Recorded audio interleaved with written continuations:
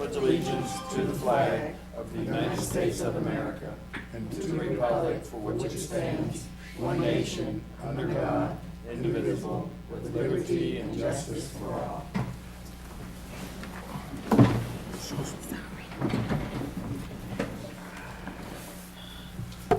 Okay, hope everybody had a happy Thanksgiving. Yes, we do. All right, presentations, we have a young man from Habitat for Humanity, and he's gonna come and talk to us.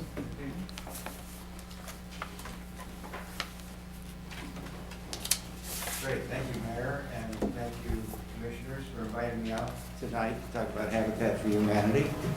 I'll briefly tell you about Habitat. Most folks have heard of Habitat for Humanity because they've heard of Jimmy Carter, right? He's been involved for a long time. Habitat was founded in 1976 in rural Georgia, Americus, Georgia. It was a very grassroots organization. Today we build in over 70 countries. And our affiliate, which operates in Prince George's County and Montgomery County, is called Metro Maryland. We're an independent affiliate of Habitat for Humanity International. So we sign covenants every year. Our board of directors signs covenants to use the name. It's about 50 covenants. And then we pay a fee to Habitat for Humanity International. We get services for those fees. So we're an independent affiliate. There's about 1,300 affiliates in the U.S. The minimum of about 1,300. So we only work in Prince George's and Montgomery. So if somebody had an interest in housing, which is what we do, in Washington, D.C., that would be a separate affiliate. We don't really compete with them, but we refer to them, we share best business practices, but they're independent affiliate, just like Metro Maryland. So what do? We build new construction when we have the opportunity to have land or buildings. We build single-family homes. We also build townhouses. We were formed in 1982, so we've been around 37 years. And we're a homeownership program. People apply to our program. We are the developer, we are licensed contractors, and we finance a mortgage, a 30-year, zero-interest mortgage. I'll tell you a little bit about that in a minute. So when people apply to our program for home ownership, we do the underwriting. Right now we're holding information sessions around the county in various locations. And people come to us and they listen to our program. It's a partnership program where you have to have a demonstrated need for housing. You have to be in a certain income range. And you have to be a willing partner. You have to do sweat equity. You have to come to education workshops because as you know, if you own a home, it's a big responsibility. Keeping up a home. So we have to go through education workshops and so on. At the end of the day, when we finish a house, we've selected the family, they've done what we call sweat equity, they've worked on their house, then we go to settlement, just like anyone would go to settlement. And we finance the mortgage, the 30-year interest-free mortgage, 1% down, and we allow the closing costs to be rolled into the mortgage. So why is that important? Well, it's important because, first of all, since 1982, we've only had one default in all of our history, one default. We do our own underwriting. We're licensed to do underwriting and certified to do our underwriting. And so people who apply our program usually have low debt-to-income ratio. Their finances are in pretty good shape. We don't really look at the credit score, although we're saying on the homes that we're applying for, you have to have at least 620. And your credit score, okay? But why it's important is because over the years, I've been with Habitat 12 years now, occasionally somebody will get sick or lose a job, life happens, right? And in that case, they can come to us because we're the bank, and they can say, hey, I'm in a little trouble here, can you help me out? And we can modify the loan. In other words, we can take the principal and we can put it on the back end of the loan, which a bank won't do, right? You still have to pay your insurance and taxes, we know that. But you know, we can work with people, and we've done that a couple of times where, not often, but occasionally people will get sick or they'll lose a job, or they'll go through a divorce, and then they have an issue.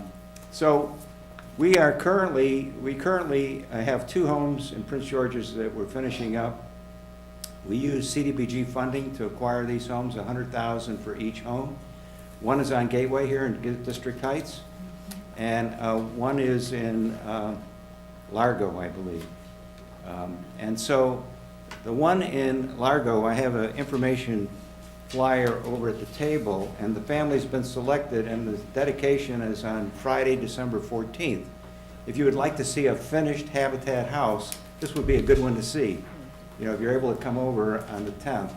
Because what we do at these homes, when we buy vacant, foreclosed, and usually distressed homes, we completely rebuild them. We completely gut everything, take everything out. New electric, new plumbing, new HVAC, new roof, new windows, new everything. It's like a new home. We'll spend $100,000 on a house. And we warranty it for a year. So that's important because, you know, a lot of times an investor, not to knock investors, but investors will come in, they'll do cosmetic stuff, right? They'll spend maybe $15,000, $20,000, make it look pretty, but somebody will move in and all of a sudden they got an electric problem or they got a leaky roof, right? So we warranty everything because we've replaced everything, okay? So we also have a repair program, and the repair program, we'll do about 100 projects a year in our repair program. Our repair program is owner-occupied homes. People, again, have to be in a certain income range. We're usually helping people who are less than 80% of area median income. So that can be anywhere, household income, you know, it could be 45,000, depending on family size, to, you know, 75,000.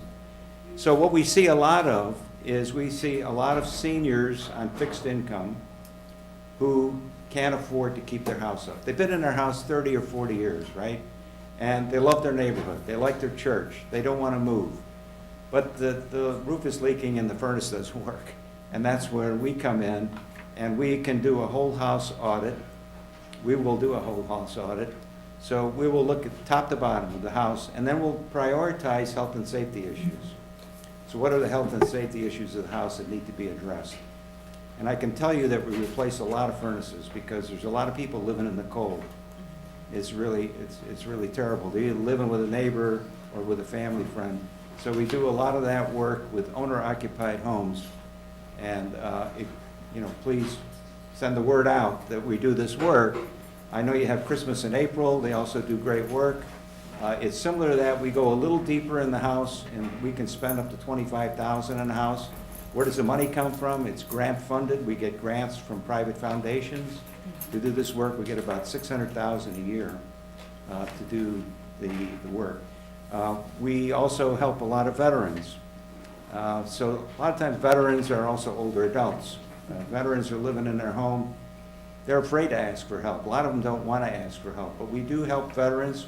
We get funding from Home Depot, a Repair Corps Foundation. It's a foundation on Home Depot. We get help from Lowe's. We get help from a company called T.W. Perry. They're located in Montgomery, but they'll help us anywhere with veterans. So we're doing a lot of work in that way. In the spring, we're going to start construction on new construction, single-family homes. They're called Universal Design. Again, there's a flyer on the table. It's the blue flyer. It says new construction. Universal Design it'll be 3-bedroom, 2 bath, 1 level with wider doors that will accommodate a wheelchair. So people who want to age in place, or people who have somebody in the family has mobility issues, this would be the house for them. There'll be a roll-in shower as well. And we're very excited about it. We own the architectural plans for these buildings, and we hope to start to build 2 to 3 to 4 a year. Now these are on vacant lots. These are vacant lots that were owned by the counties. We're buying these lots from the county at about anywhere from $15,000 to $30,000 for a lot. The cost of the land is the biggest expense, right? It's usually the biggest expense. So when we get the lot, first of all, we want to make sure it has sewer and water access, that it's buildable. It's a buildable lot. So we do the site development, we prepare it. We're about ready to lay concrete slabs for these 2 properties that we're going to start in the spring. They're both in Capitol Heights. And so we're very excited about that. It costs us, just to give you an idea, it'll cost us about $300,000 to put up a house, a new house, all in. but we won't sell it for more than the appraised value. So let's say, for example, in that neighborhood, wherever we're building, and I don't know this, but let's say, for example, the house would only, as completed, appraisal would only be 280, and now we've spent 300. What are we gonna do? We won't sell it for more than 280. Okay? So, we won't sell it for more than the appraised value or more than 30% of household income. So, our business can get a little complicated in the financial part of it, but that's the fun of the job, really. That's what I enjoy doing, figuring that out. So right now, we're taking applications for the 2 new houses. Now, people have to want to live, where these lots are. We'd love to buy lots here in District Heights. I don't know how many you have. But we're working with the county and central services, and the Director of Housing, the DHCD, working with them to locate lots around the county that we can acquire and then build what we call habitat houses. I think I'm going to stop there and see if there's any questions. Any questions? Covered a lot of stuff. Any questions? I have a question. So what is your cap on purchasing a house? You invest in it, is it 300,000 or 400,000 that you would invest? Well, we have to stay around 300 because we're trying to serve home buyers that are earning less than 80% of area median income. If we go up to 400, we're gonna have to subsidize a lot of money. We might have to subsidize 100,000 to get somebody in a home because the lower income folks can't afford a big mortgage. So our mortgage, if you take our Habitat mortgage plus insurance and taxes, our payment is anywhere from $900 to $1,100 a month, which is affordable. Yeah. And that's because you take the interest out, it's Right. affordable. Right. So we want to, that's kind of the number that we need to be at. Now, right now, if you're familiar with construction, prices are really going up. It's a hot market, prices are really going up. So we budgeted something for concrete, we budgeted, the slabs. Come back with it, they came with a price of $50,000. We didn't budget that much. So I'd call, this guy and I'd say, hey, come on, it's Habitat for Humanity, you gotta help me out here. So if he can probably lower the price, but then I've got to find gifts in kind. Gifts in kind is when I go to Home Depot or Lowe's or T.W. Perry and I say, would you donate some of the building materials to keep our costs down? So we would go to, and they probably will. We get a lot of help that way. We also have national agreements with Whirlpool will donate a stove and refrigerator for every house we build. We get all of our paint for Valspar. We get insulation donated. So we have a whole list of donations that keeps the cost down of our homes because we have a strong brand name. People want to help Habitat. We also have 5,000 volunteers who volunteer with us every year. 5,000. We have a full-time volunteer coordinator, and we can mobilize people in a big way to come out and help. And they love to do it. In the spring, we have Women Build. There'll be 320 women that will be working on the 2 new homes over a 2-week period, and they'll raise $200,000 for Habitat. So, I'm very excited about what we do. Any other questions? I have one more question. I actually attended your meeting, I guess it was back in November at Woodland Springs. You had a representative there. I was really surprised. We had a lot of residents that did attend that meeting because they were very interested in being a homeowner. I think that if we could get the information out more, people could understand that's a great deal to be able to be a homeowner. And when you think about the cost of rent, it falls a little really lower than a mortgage. So I just feel that if there's a way that we could communicate the information out, that we probably will have more homeowners through Habitat for Humanity. But it's a great program. That was a great segue into my question, which is how do you solicit potential buyers? What's that process like? Well, we go to meetings like this, we go to community organizations, we go to a lot of faith groups, we go to schools. We meet with first responders. There's a lot of ways that we're out. We've held probably 6 or 8 information sessions in the county in the last 6 weeks to get the word out. Well, let me be candid with you. Here's the thing, we get a lot of applications, and there are a lot of people we want to help.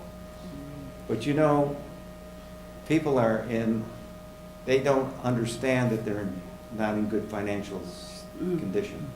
They really don't know what their credit score is. A lot of people, I'm not saying everybody. A lot of people don't realize they get trapped.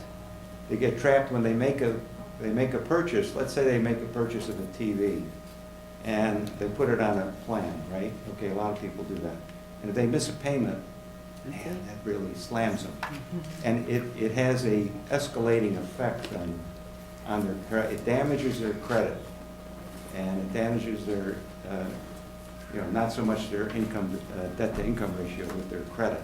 A lot of people have a lot of debt, unfortunately, and that really does hurt them.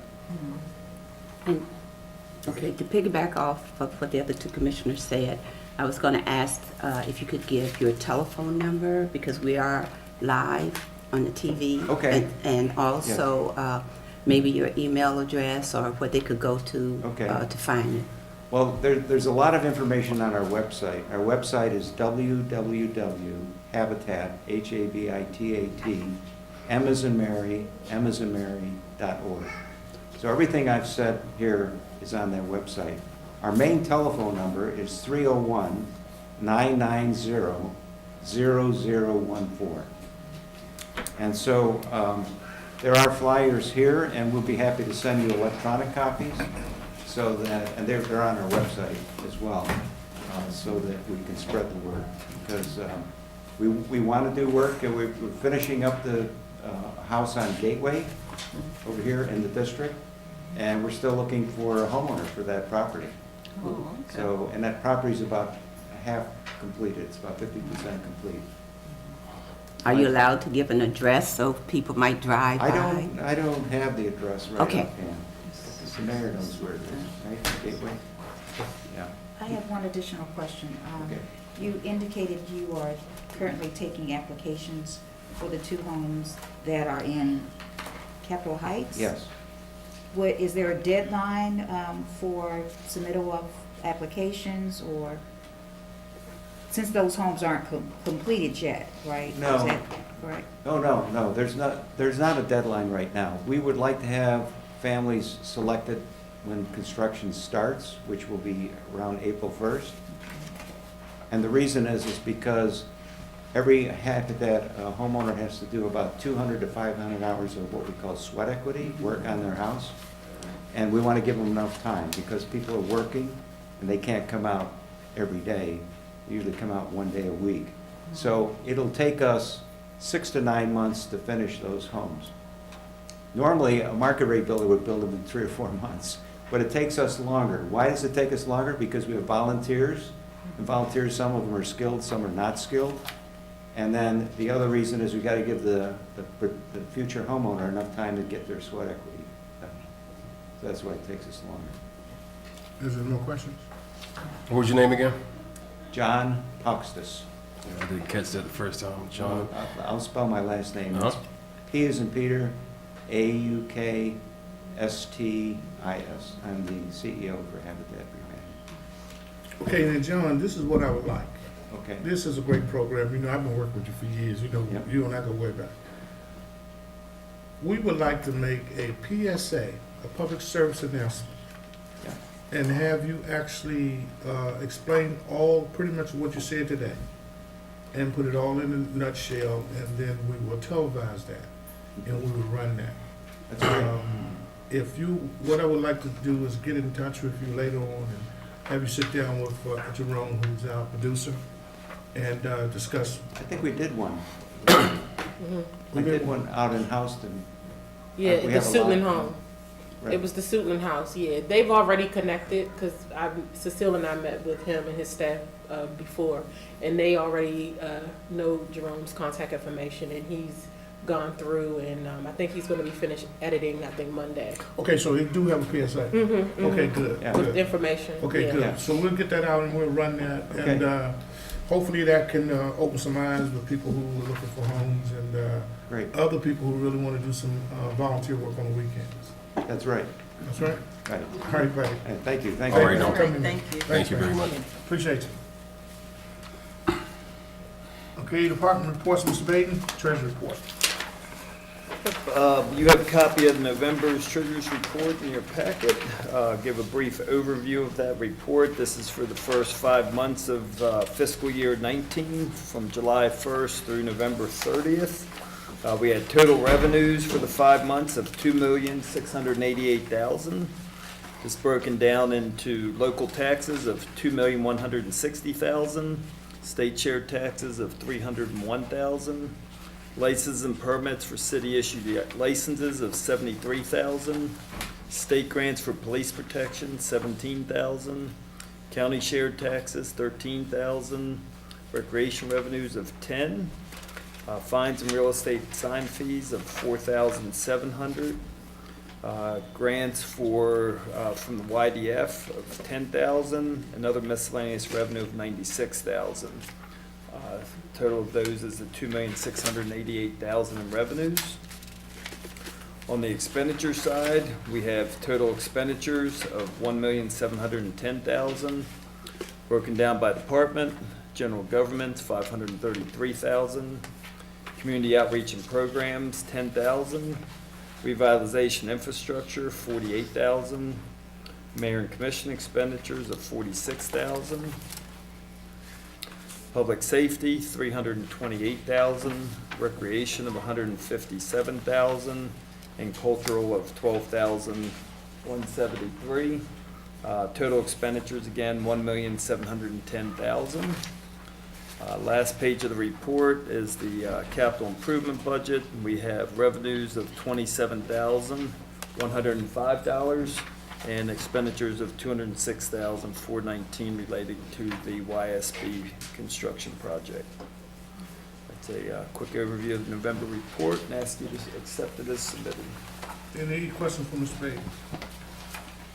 Seeing none, thanks, Mr. Baden. You're welcome. Recreation and Parks, Mr. Jeffrey. Kelly, he was just here. Right? Well, we'll bounce over him, and I guess he's come back to get something, I guess. Police report, Elliot Gibbs.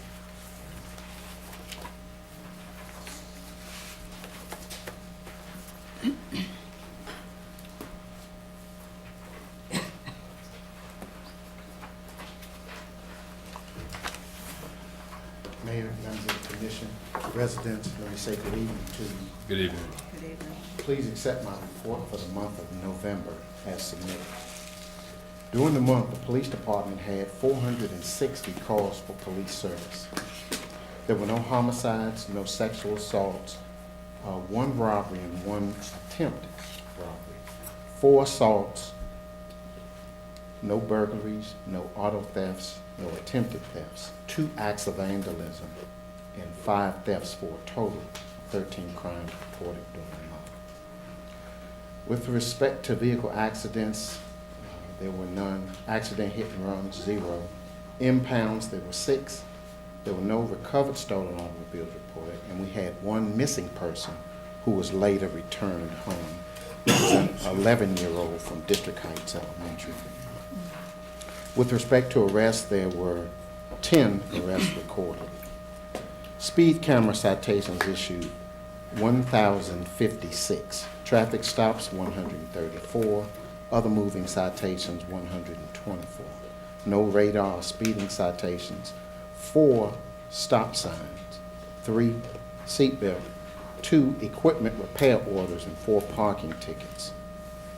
With respect to revenue, $20 was brought in for accident reports, $360 was brought in for parking citations, speed camera citations, $37,280. Vehicle releases, $360 for a total of $38,020 brought in by the department for the month. I have a couple of quick issues I just want to touch on. under crime and disorder. On November the 19th, a male and a female came into the auto store in the 6,000 block of Marlboro Pike, announced a robbery, and stole cash. This is a closed case, and several individuals were arrested. Also, on November 7th, 8th, and the 11th, individuals broke the car window of 3 cars in the Woodland Springs neighborhood and stole the hanging handicap placard. One of the things that we had done is I got with the property manager and we sent them dozens of these and asked that they share this information with their residents with a view toward having the resident take the hanging placard down once you park in front of your home, unless of course you're parked in a handicap zone. This same thing happened, I think, late August, early September, where someone was going around Woodland Springs looking for the hanging tag. All of these occurred overnight, and we're just asking the residents to be mindful. Once you park, take it off of the mirror, and we should be fine. Holiday safety tips. I put some handouts on the back table that you might grab one on the way out. It just speaks to some of the holiday safety tips that we want you to be aware of. And we're just asking you, please be safe during this holiday season. On December the 18th, 2018, the District Heights Police Department will be distributing a number of Christmas baskets for less fortunate families. We're asking the commission to identify 5 families who may be willing to receive these Christmas baskets. And we've done this every year for years. So on the 18th, we'll be distributing. We're just asking you, if you get your list of 5, share them with us, and once the food is delivered, we'll see that the needy family gets the basket. Lastly, on Thursday, December the 20th, once again, we're having the District Heights Police Department and Fire Department Santa Ride. This is always a good occasion where the police join forces with the fire department. We have a large Santa Claus who rides on top of the fire engine, and we ride through the city. And we're asking folks to be mindful that we're doing this on Thursday, December the 20th, 2018, from 6 until 8 p.m. And Santa's throwing candy to the kids, and we go through most of the city. And the flyers relating to the Santa ride are on the back table. On the back of the flyer, I don't know if they have it on those flyers, but the route that the Santa ride takes is on the back of the flyer. And if somebody needs it, they can just see Ms. Waller and the police department. We'll make sure we get that to you. That concludes my report for the police department. If there are any questions, I'll take them. Any questions for the chief? I have one. Yes, ma'am. The route and the flyers, if possible, you can put that on the television. I'll share it with Jerome Right. when we finish here. Thank you. Chief, the thefts of stolen placards, is this generally a seasonal thing? Because I've heard about this before. I mean, this is not the first time I'm hearing about people stealing placards. Do they do it around holiday time? Is there certain benefit to it? No, I don't. The patterns don't show around holidays or during the summer. It's just that some individuals will sell these placards, and they're selling them anywhere from $25 to $100, and then you just hang them in your window. You can park literally anywhere in the state. Yeah, of course. And so, again, no discernible pattern, but what we, I spoke at a community meeting last month over in Wegmans, and I talked about the need to remember, take that placard down once you park the car. So we're just trying to get the word out. Thank you very much, Chief. Any more questions? Also, my code enforcement manager is not here, and I just wanted to go over briefly the code enforcement report with your blessing. Please accept the code enforcement report as submitted. During the month of November, there were 7 vehicles identified as abandoned in the city that were marked. There were 7 vehicles that were given a 15-day sticker to move the vehicle. There were 83 notices given out during the month for various violations from our code enforcement staff. Violation of housing codes. There were 28 notices posted on private homes for various violations. There were 7 notices mailed to homes regarding city violations. 6 stop work orders posted, 12 building permits posted, and 20 license applications and received and processed for various things throughout the city. With respect to revenue, for commercial permits, $675 was brought in. Daycare, $50. Rentals, $1,600. Building permits, $1,500. Municipal infractions, $50. U&O, $10. Real estate signs, $50. Alarm permits, $20. Code enforcement brought in during the month of November, $3,989. I'm just going to touch on one thing and then I'll be done. Over the past month or so, we've identified 2 homes. One is on Kipling Parkway and the other is on Halleck Street. Individuals are advertising on Craigslist homes for rent. These individuals who are advertising these homes for rent don't own the home, don't live in the home. They find vacant properties and they're going around, they go in the back door, change the locks, call a locksmith, change the locks, and then advertise it. Show the house through the back door so you never really see any activity. And they go to Staples and they fill out these rental agreements. And the person moves in and they got a rental agreement in their hand and they're just living large. And we've stumbled across a couple of these things. Now, in the one case, the guy on Halleck Street, he said he don't have to go anywhere. He has a rental agreement, but sir, you're not the owner. The bank owns the home. They're just waiting to list it and sell it. But in the interim, we have these people going around. We had a number of them in Marbury Court. Well, once they see the house, I think there's a few doors from new commissioner, they go in the back door, change the locks, offer the house for sale, and just rent it out. The whole family was in there last year. 6 or 7 kids and everything else.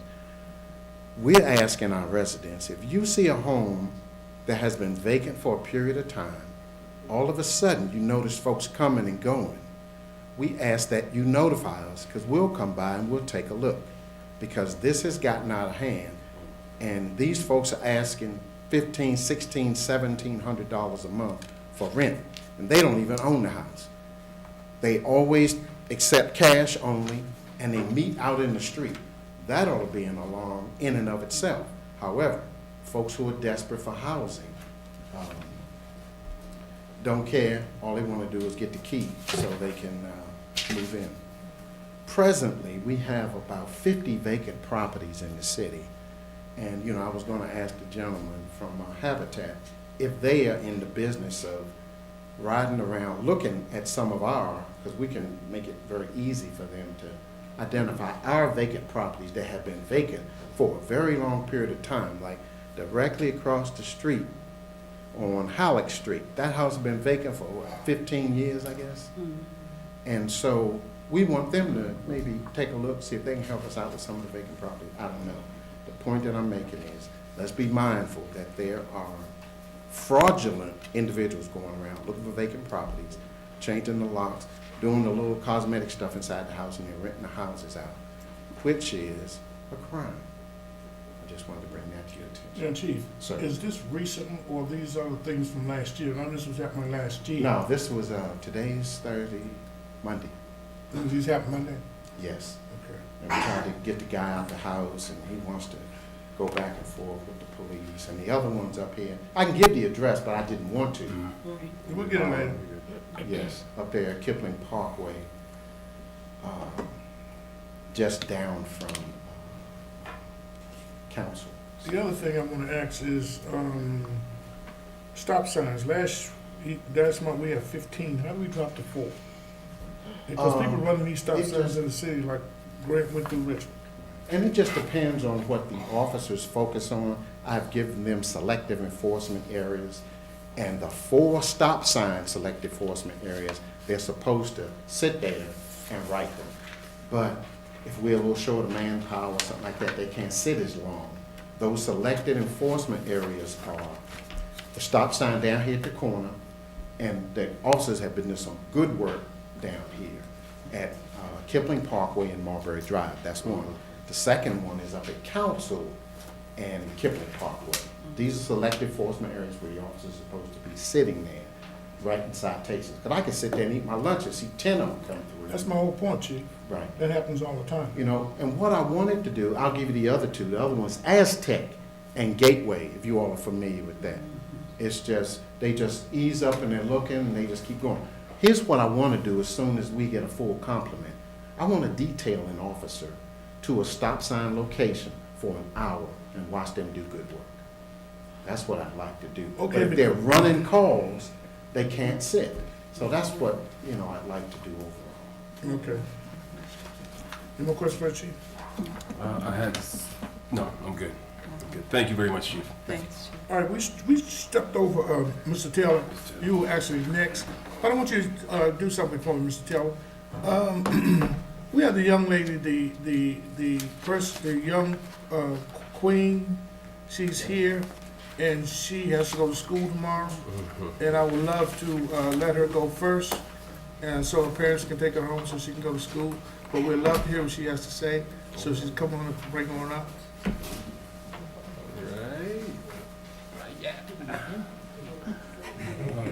Did you enjoy the luncheon? The Queen's luncheon? Yes. All right. Awesome. I just want to thank you. Right, let her fix the mic for you. I just want to thank you for all you've done to make the Queens feel special. You're so very Well, welcome. absolutely welcome. And I was out of town, I wasn't out here, but they told me that it was extremely well done and you did a great job, and I am very proud of you. I think we are very proud of you. Thank you. You're Absolutely. quite welcome. And And you reigned for a year, so do some good work for us. Okay. Absolutely. Okay. All right, Thank you very much.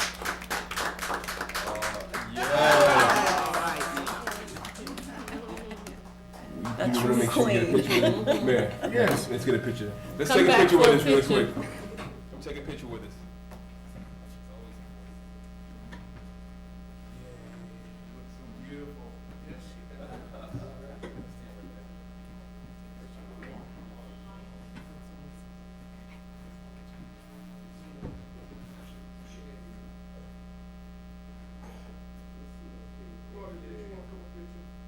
You sure?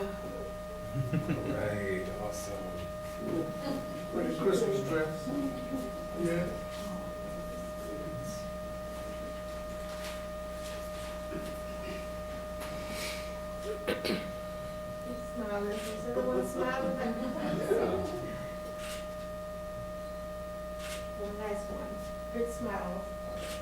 Thank you so very much. Congratulations. Always congratulations. Have a wonderful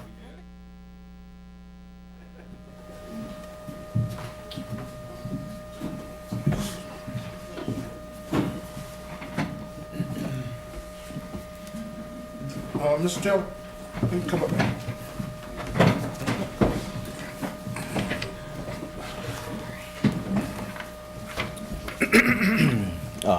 Thank you, Mayor Martin. Commission, my apologies for stepping out. Please accept the minutes from the Recreation Department as submitted. For the month of November, we had our annual Thanksgiving luncheon on Monday, November the 19th. Thank each and every one of you for coming out. Thank you, Dr. Crutchfield, Angela Bonhill Love. Thank you, Dr. Sargent and the YSB team for always helping us out. On Tuesday, November the 27th, the Recreation Department had its annual AED maintenance inspection and training. And in the month of December, right around the corner, we have next Saturday, December the 15th, our children's Christmas party. That will be from 11 a.m. to 2 p.m. We currently have 110 kids. I invite you, as I do every year, to come out with 110 kids. If everyone shows, and guardians, family members, parents, there should be a lot of people in attendance. We'd love to have you all come out. And on Saturday, December the 22nd, the following Saturday, we will be having the Grinch, sponsored by the On Point Dance Academy. And then moving to December the 18th through the 28th. So to break that down a little bit, December the 18th through the 20th, and then returning December the 27th through the 28th, our annual Christmas basketball tournament. We already have 8 teams, and if you're interested, it's $30 per team. First game starts at 6 p.m., and there are trophies, concessions, and more. And that concludes the minutes for the Recreation Department. Any questions for Mr. Taylor? I have one. The event on the 22nd of December, the Grinch, is Yes. that a play? a Oh, I'm movie? sorry. Yes, it's a play. Oh, okay. Thank you for And what's the elaborating. time on that? From 6 p.m. to 8 p.m. That's Saturday, December the 22nd, the Grinch, 6 p.m. to 8 p.m. Are tickets being sold for that? Or is that- Actually, it's open to the public. Okay. There's usually 100 plus in attendance, but we always set up for more. Okay, any more questions for Yes. Mr. Taylor? Your basketball tournament, how many people on a team? There's 7 players per team. Okay, and when is the last day they can pay the money? The last day that we're accepting payments is December the 14th, next Friday, well, this coming Friday. And what's the age range? The age range is from 18 and up. Thank you. One final question, please, Mayor. For the Christmas party, children's Christmas party, did you receive all of the funding that you needed for that? I know you had mentioned you might need some help with that. Yes, actually, great point. We're leaving the event open until Monday, December the 10th at 5 p.m. So if anyone is still interested, please call the Recreation Department at 301-336-5633. And we won't know, but great question, we won't know until Tuesday morning. Okay. I'm sure you will let us all know. Thank you. I do not have any further questions, Mayor. Okay, any more questions for Mr. Taylor? I have one question. Did the Recreation Department reach out to Woodland Springs? Yes, Oh, yes, we have a number of families from Woodland Springs. okay. All right, that's it. Okay, seeing none, thank you, Mr. Taylor. Okay. Thank you very much. General Government, Dr. Crutchfield. Good evening. Please accept the general government report for November 2018 as submitted. You have a list of information here about various things that occurred during last month. One highlight is the City of District Heights attended the National League of Cities Conference in Los Angeles, California. So myself and the entire mayor and commission, we were there for different classes, workshops, and meetings with other local elected officials from across the world, from different municipalities across the world. And we were given a 7-year award for the Service Line Warranties of America program, which is the utility service program that helps you with your water and sewer line that a lot of people have signed up for. The program has been in existence with SLWA for 10 years, and we received our 7-year partnership award when I attended their luncheon and meeting in the Los Angeles, California conference. So we're very proud of that. They actually have a conference coming up, I believe, in March or April of 2019 that I plan to attend because they're rolling out some other property warranty programs, and they're going to have various vendors there to talk about the programs and possibly wanting to select some pilot communities. So hopefully our community can be a pilot community for future property warranty programs that they're going to be rolling out probably in 2020. But I just wanted to announce the award that we did receive at the conference for that. Thank you. Excuse me, and I did talk to them also. And the ones that we're dealing with out of Pennsylvania, and I shared with them that personally I joined and how it saved me. Because 3 months after I joined, my water line broke. And they came in and did all the work. Cost me nothing but the $56 a year. And it was over $4,000 worth of work. So it's really worth it, and we do get residuals for Yes, that. we do. We do get a royalty every year. We get residuals for that. And so they're very familiar with our city. Yeah, I talked to them in length about us. And also, their company was recognized by the Better Business Bureau. Service Line Warranties of America is under the parent company of Home Serve USA. And the company that we deal with in our region, which is based in Pennsylvania, Right. they were given a torch award from the Better Business Bureau for ethics and integrity. That's what the torch award is for companies that exhibit great ethics and integrity. So we're glad to be a part of a company that, does good work and has a great standard when it comes to professionalism. Absolutely, and we talked about this because actually I brought that program back from Arizona. Yeah. Yes, we came back Yeah, from you introduced Arizona. it to the city. I went to a meeting in Arizona, I thought it was great.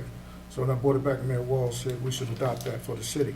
And the other good part about it is that the other communities outside of District Heights, that's not in the corporate city, they can join with us and join the program. And they just do don't, have a lot of and I went to a meeting on Forceville to let them know that they just don't get the residuals. The city will get the residuals, but they are welcome to join and get for the same $5,600 a year price. Right. So it's a great program now, and it's worthwhile to have if you're a homeowner. Mayor, how much is that a year? It's like $56 $56 a year. It's not, They even dropped it down where you can pay it like monthly if you want to, like I think $10 or $8 a month. Yeah, you can But do for monthly or quarterly or just pay once a year. So once a year it's just $56. which covers covers that? Now what it That's covers, basically like your premium for the warranty. Yes. And then as long as that's paid up, then they can dispatch, a certified and licensed person to come out to take care of anything that's on your personal property dealing with the water or sewer line. and, And it's no cost to you as long as your warranty is paid up. right, and understand, WSSC is responsible from the street to your meter. You're responsible from your meter to your house. And my line broke right in the front yard, so it was a great thing. So thank you for bringing that up, Dr. Crutchfield. Any questions for Dr. Crutchfield? I had one.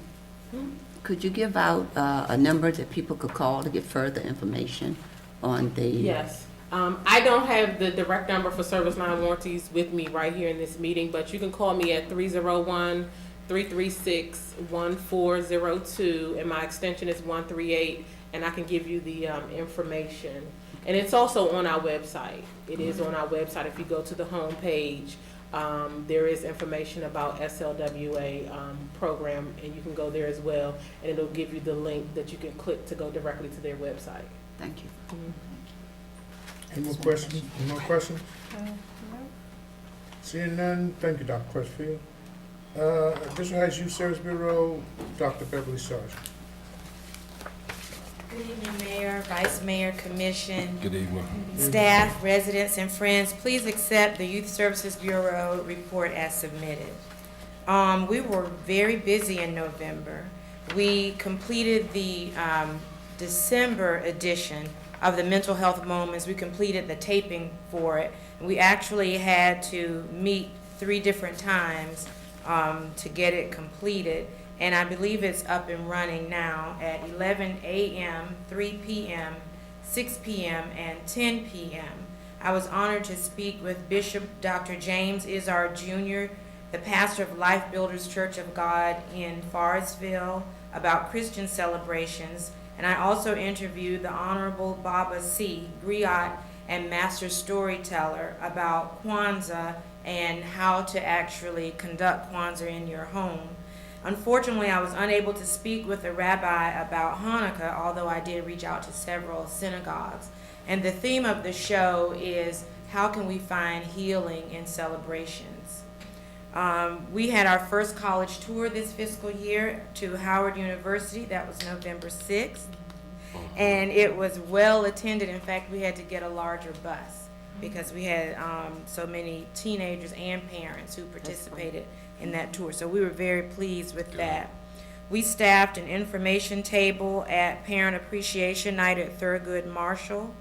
And we also submitted a non-departmental grant to the county council in mid-November. I was able to meet with the team from Maryland National Capital Park and Planning to see if we could develop a partnership to put on a 3-week camp this summer, Creative Minds Camp. And that camp, the partnership there, we're all in. They're developing the MOU to, for your review and approval. And the camp, if all goes well, that camp will be August 12th through the 30th of 2019 for ages 6 to 12.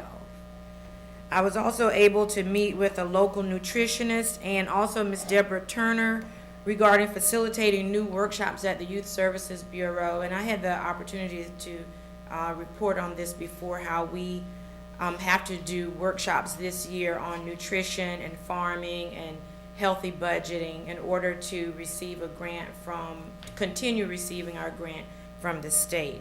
And I attached the list of the workshops that we'll be doing from January through June. It's the 4th Saturday of every month.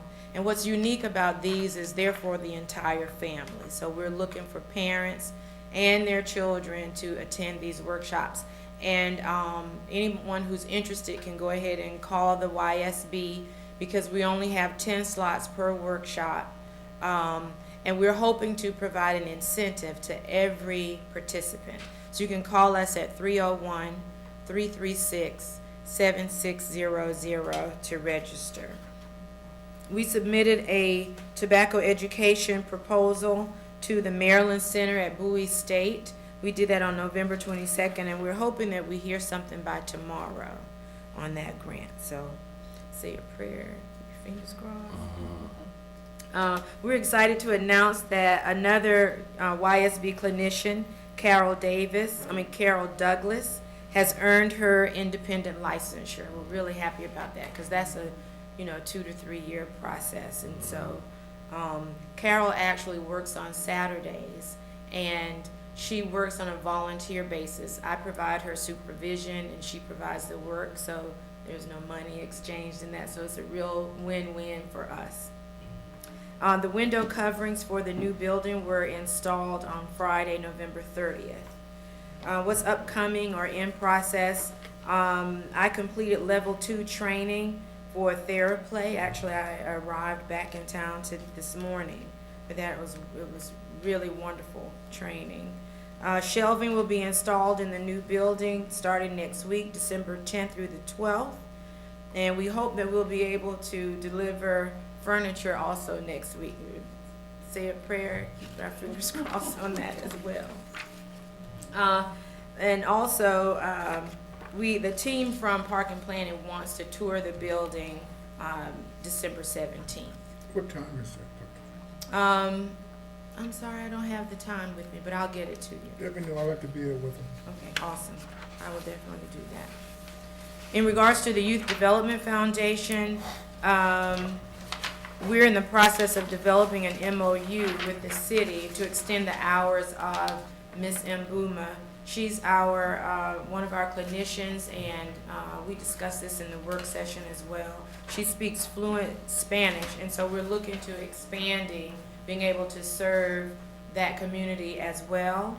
We have an intern who also speaks fluent Spanish. So Manuela and Danielle are going to get together and do a public service announcement in hopes that we can reach our Spanish-speaking neighbors. For the Youth Development Foundation, we submitted a special appropriations grant in November, and we hope to hear more about that soon.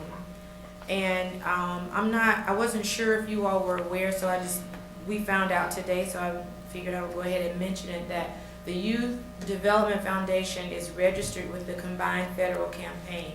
So we have $700 in pledges to date with that. And finally, the mental health moment. A lot of people are stressed over the holidays, and I just wanted to emphasize the fact that stress can be deadly. And so we need to be intentional about planning moments of rest, moments of calm. And I actually brought some stress balls for everybody today. They're in the box in the back, and they're shaped like brains, because I believe stress really starts in the brain. I'm not a biologist, so I won't go too deep into that. I can't go too deep into it, but it does actually start in the brain. You know, stressful situations are everybody. You can have the same situation, but different people will feel different things going through that same situation. That's why it's a part of the brain. I think it starts in the brain. So anyway, and there are 2 smartphone apps that we really like. One is called Breathe to Relax. That was developed by the Army, and it was developed for the purposes of people who have PTSD, post-traumatic stress disorder, and it's really good. I use that one. And there's another one called Calm.com. And I know Breathe to Relax is free. I think the Calm.com is also free. And both provide guided meditation and calming music that help people reduce stress and introduce calm into their lives. And that's the YSB report. You've been pretty busy. Yeah. Very busy. Yeah. We have a very good team. I Very know. good team. I can take that when we had Thanksgiving. It's a good team. Any questions for Dr. Sargent? Oh, I had a question. Are you looking for volunteers for your workshops, for the nuts and cuts? Well, not necessarily for the workshops. We're always looking for volunteers. We always have work for someone to do. Okay. Oh, okay. Always got work. Apply for a new employee. Oh, Melissa? Yes, Melissa started, I guess, early November. Melissa Smith. She's our new administrative assistant, and she is wonderful. She lives in the city. Yes, sir, she does. She's a District Heights resident. Good, good. She's wonderful, and thank you all so much for your support and helping us get someone in that position quickly. Absolutely. Dr. Sargent, we're going to continue to support you and the great work that you continue to do in the city. And like the mayor said, you're busy. You stay busy. Got a lot of stuff going on. I can't wait until the new building opens and getting all these programs started. So I definitely appreciate that. But really quick, I'm going to have to leave really quick. I have an event to support some other men doing some really great things in the community. It's called the Made Man. So a lot of people are getting this award, and I was asked to be there. I'm sponsored by the United Nations and Philadelphia 76ers and all these other things. So I want to be a part of that. So I'm going to have to head out really quick. All right, but I appreciate you very much. You. Thank you, guys. Thank you. Thank you. Tell them I'll be late, but I'll be late. Yes, sir. All right. Public Works and Grounds, Ms. Barnhill Love. Good evening, Mayor, Commissioner. I ask that you accept my report as it is written. A couple of things. Limb collection has ended. People are still putting out limbs. We will not be picking up limbs until January the 8th of next year. Our annual leaf collection has started as of November the 30th. We have collected 15 loads of leaf with a total of 1,300 and 800 pounds. The next thing I want to talk about is someone is taking the street signs. We had to replace 6 street signs, and they all have been taken off of Mason Street. And also, the City of District Heights sign, the lights have been vandalized. Somebody had actually broke them. Public Works had to get some wood and some wires and wire them up for the lights to actually shine back on the sign because they're broken. So I don't know why they would break them, but somebody broke the lights. Chief, could we be a little bit more vigilant when it comes to the vandalism in the city in terms of, like, get with Mr. Edwards? Yeah, And, we met. Oh, okay. We talked about all the locations. She had mentioned locations, but one of the main ones is Mason Street and Senator Avenue. Yeah, because I just Taking the same- ordered that one. It was Mason and, it was Kipling and Mason, Mason and Lansdale, and Mason and Senator. Those are the signs that was taken. Now, Check on those lights for the entry sign at, what is that, Council and Kipling? Because you know, that Yes. was a part of the State Highway Administration project. Yeah, So let me see if there's like a warranty or something. but right And I'll now let you they're know. wired up. Right, I saw you all did Yes. fix it once the Yeah. concern had come through via email. But I'll get back with you all about that, because that was a Okay. part of the SHA project. now, one other thing about that, Mr. Baden and Dr. Crutchfield, we should look into actually surveillance cameras for the entire city. It's not expensive. Four sites have them, and they can go right into the police computer in their cars, and they can sit one place and they can monitor certain spots in the city. They'll put them up on poles for you in the whole bit. So why don't we look into that, Mr. Baden, see what the cost is, especially not specifically for what's happening now, but for general purposes, so that we can know what's going on throughout the city. It's not expensive, and it'd be very beneficial to us, because this will be helpful in a situation like this. So let's look into that. We talked about that about 3-4 years back, but we never really moved on it. So let's sort of explore that again and see what we can do with that. Okay.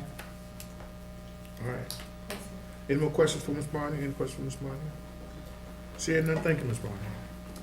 Okay, unfinished business, the solar RFP awards, Mr. Bates. We, pursuant to the last work session, we had the conference call with the solar consultant today. All the commission participated in that. They asked some good questions that they had regarding the different proposals, and I don't think there's a whole lot more that I could add to that. So maybe I ask you to see if the commission's ready to make any motions at this point. All right, there was a conference call today, if I'm correct, and we had since last meeting to now to decide how we handle this, and at this time, what's the commission's pleasure? I talked to Jonathan, he's okay, same with I was talking about what they wanted. So, commission, what's your pleasure? And let me know what's going on. Well, We've been dealing with this about a month. yeah, we know that. We had the conference call. We were on the conference call. Yes, Okay, well, And we had our questions. responded, and I'm very satisfied. I want to thank everyone for their time in answering our questions and giving us some clarification on this whole process here. So, what's your with pleasure? that, I'd like to make a motion. Okay, So I, Commissioner Janifer, move that we award the contract for the grid-tied what is it? Voltaic system for the municipal building to MTV Solar, MTV Solar, in the amount of, $122,222. didn't know if we wanted to say that amount, but okay. All right, yes. Second. it's been properly moved in second, all those in favor? Aye. Aye. Aye. Wait a minute, that's the extended warranty, right? Yes. Yes, aye. Okay, And there's a second motion needed for the city's match associated with that. We didn't put that in the original budget. okay, can I get a motion about the 10% match for this project? I could do it. This, the city needs to provide a 10% match for this project because the match was not included in the FY 2019 budget. The following motion would also be needed. I, Commissioner Miller, move that we would transfer $12,750 from unreserved funds to MEA solar panel project. Can I get a- Second. Can I get a second? Second. Properly moved in second, all those in favor? Aye. Ayes have it, motion carried.